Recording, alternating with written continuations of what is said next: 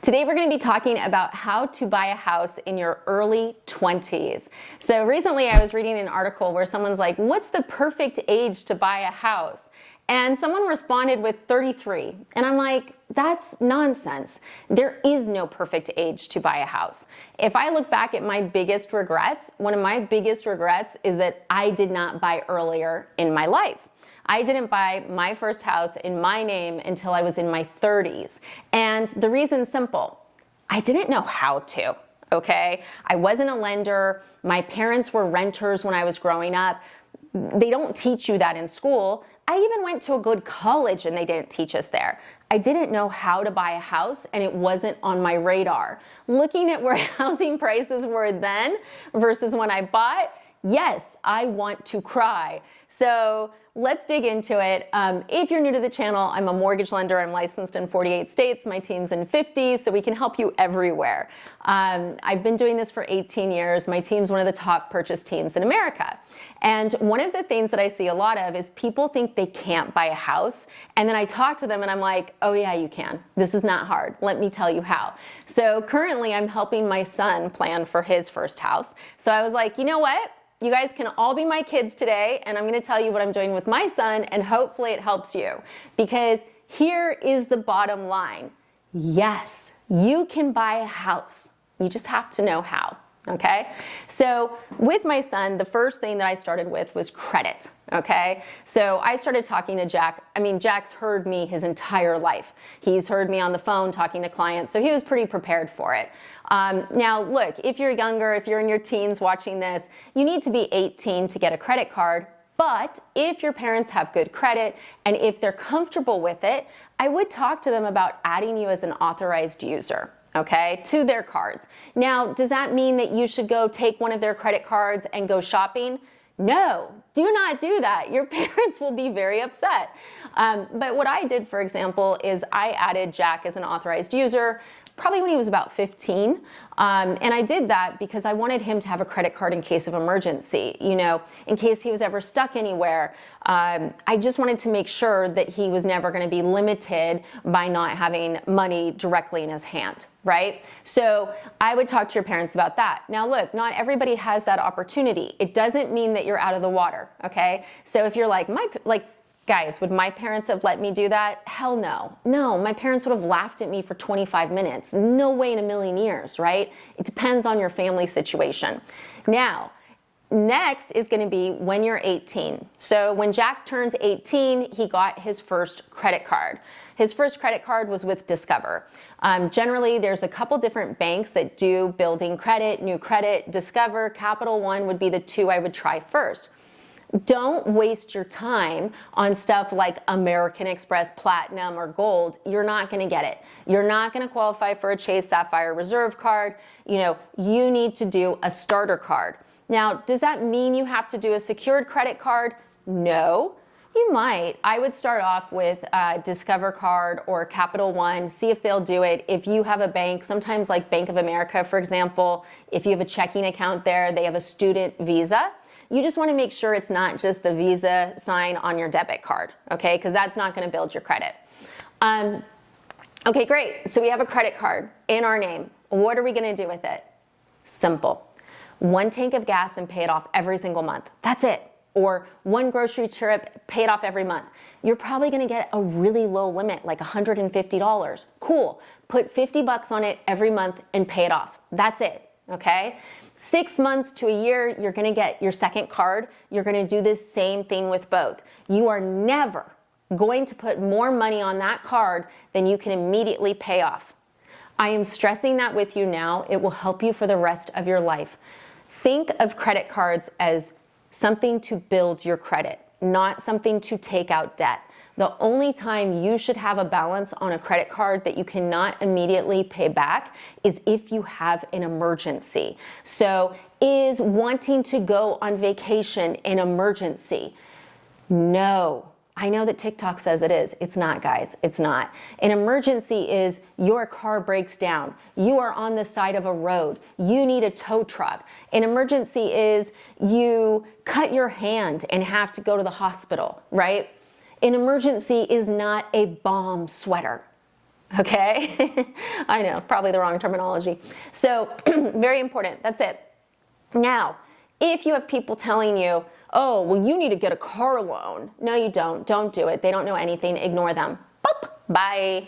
We don't want car loans ideally. Like if it's the only way you can get a car, get an inexpensive car. Don't saddle yourself with a $600,000 payment a month. Don't do it, you know? And if you're like, well, the car people said I could afford it, the car people don't care if you live in your car or not, okay? Be very careful. Don't get a car loan unless you really, really, really need it in order to get to work or something else, not just because you want a nice car. Okay. So that's credit. So remember, we've got 1 or 2 credit cards. We're just paying a tiny amount and paying it off every month. Great. Now what? Job. Okay. Now this is where a lot of people get confused. So a lot of times people are like, okay, well, if I get out of high school, I'm going to have to work for 2 years before I apply for a house. It depends. So let me just give you an example of a client we had recently. We had a gal, she'd been working at a restaurant throughout high school. She'd been working as a waitress, 20 hours here, 20 hours there. We had a history of that because she had started doing that when she was a junior, okay? Then when she got out of high school, she was working at that restaurant full time. So we were able to use her prior history with her current. Since she was waitressing, we increased the hours because she was now doing 40 hours, but we all know the money's in tips. So we did have to do a 2-year average on tips, okay? But for instance, we had another client where they had worked at a restaurant, and then when they got out of high school, they went into management. So we could use that management salary immediately, even though before then, they weren't in management. So think about that. And if you're like, well, does it have to be the same place? No, it's like, look, I'm just thinking of like high school jobs, right? If you work at, a fast food place and then you end up going to Starbucks and getting on their management chain, like that can work as well. So make sure you're talking to a lender if you have questions, and I've had people as young as 12 call me, which I was like, there's a lot of lenders that be like, they're wasting my time. And I was like, I love this kid. This kid is going somewhere. Like the fact that you're thinking about buying a house at 12 and how to structure it, like you're going to take over the world. So feel free to call us. We'll help you plan. 786-933-2077. I'll have a link at the end of the video to my calendar, and it's always in the body too, okay?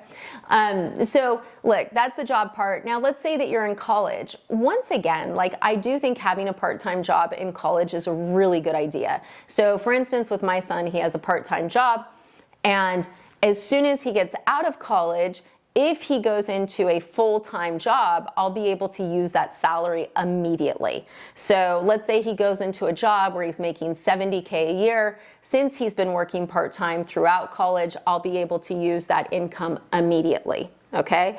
Now, if you're like, well, wait a second, Jen, I can't work during school, but I'm going to school to be a dental hygienist. What about that? There's certain jobs where if you're going to like a technical school, we can, for instance, with dental hygienists, your schooling counts as like job history. So if you go to dental hygienist school and then you're immediately starting at a practice, you have guaranteed hours, that's the key, guaranteed hours, I can use that income, okay, without you having to do it for 2 years. So I think the key thing is with the income, like make sure you're talking to us because we can tell you like, yeah, no, do this, do that. Because a lot of times the biggest hesitancy I see towards buying a house is people just think they have to be at like the same job doing the same exact thing for 2 years, and that's not true, okay?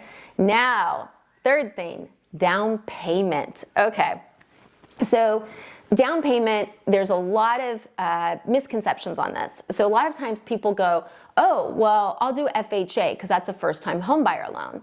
It's not a first-time homebuyer loan, okay? You're gonna be looking generally, unless you're military, if you're military, you're gonna be doing VA, zero down. I have a zillion videos on VA. You guys know it's one of my favorites.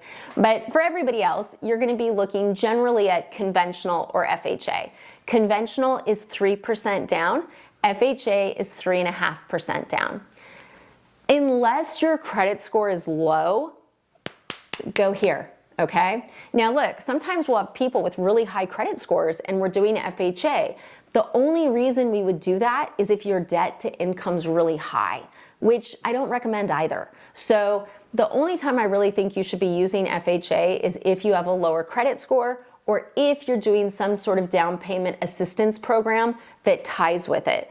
Really what I want you guys to think about and what I want you to aim for, like look, for instance, with my son, would I encourage him to do a down payment assistance program? No, absolutely not. I've told him that if he wants to buy a house, he has to start saving, and he has been for years. And that's what I would encourage with you guys. You know, I think that when you're younger, depending on your situation, right? Like there's a lot of people that have to go to work to help support their family. But then there's also people who, when they're in college or high school, they're working, but they're not supporting anyone. They're just spending their money on fun, or they're spending their money on Sephora, or they're spending their money on clothes, whatever it is, right? There's a lot of online stuff people are spending their money on right now too, which it's like, please stop, guys, please stop. So instead of spending that money on stuff that's just disposable and you're not going to care about in 6 months, save it. Save it. Learn how to invest. Don't do the scammy TikTok channels. Like read a Warren Buffett book, okay? You know, read some of the really long-term known investors in America. Read how they invest. Watch out for all the scams online because, oh my gosh, they are aplenty. Okay? Start saving because look, you really want to be able to have at least 3% towards your down payment. Now, when you buy a house, yes, there's also closing costs, and closing costs can be expensive. So I want you to save as much as possible, but I also want you to know you can ask the seller to pay your closing costs. Yep, you can. And sometimes you might talk to a loan officer that's like, well, you don't have closing costs yet.